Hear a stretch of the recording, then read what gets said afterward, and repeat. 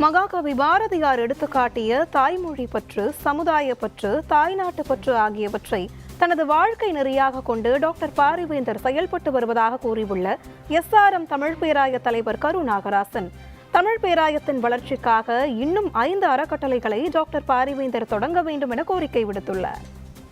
வாழிய செந்தமிழ், வாழ்க நற்றமிழர், வாழிய பாரத மணி திருநாடு. தமிழகத்திலே பிறந்த ஒருவருக்கு எத்தகைய பற்றுக்கள் எந்த வரிசையில் அமைய வேண்டும் என்பதை மகாகவி பாரதியார் இந்த பாடலில் எடுத்து காட்டியிருக்கின்றார். முதலில் தாய்மொழி பற்று இருக்க வேண்டும்.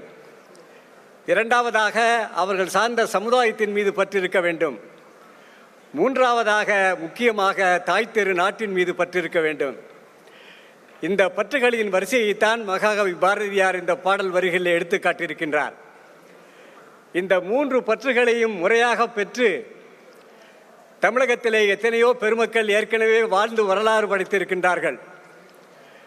இன்று நம்மிடையே வாழ்ந்து வரக்கூடிய அந்த வரிகளை தன்னுடைய வாழ்க்கை நெறியாக பின்பற்றக்கூடிய பெருமகனார்தான் நம்முடைய பல்கலைக்கழகத்தினுடைய நிறுவன வேந்தரும் தமிழ் பேராயத்தினுடைய புரவலருமான வணக்கத்திற்குரிய மாண்புமை வேந்தர் ஐயா அவர்கள்.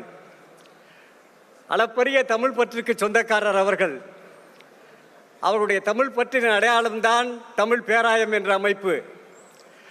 அவர்கள் தமிழ் பற்றின் வெளிப்பாடுதான் ஆண்டுதோறும் 20 லட்சம் ரூபாய் பெருமானமுள்ள விருதுகளை நாம் வழங்கி வருவது. அவர்கள் தமிழ் பற்றினுடைய அடையாளம்தான் 5 அறக்கட்டளைகள் இன்று இங்கே தொடங்கப்படவிருக்கின்றன.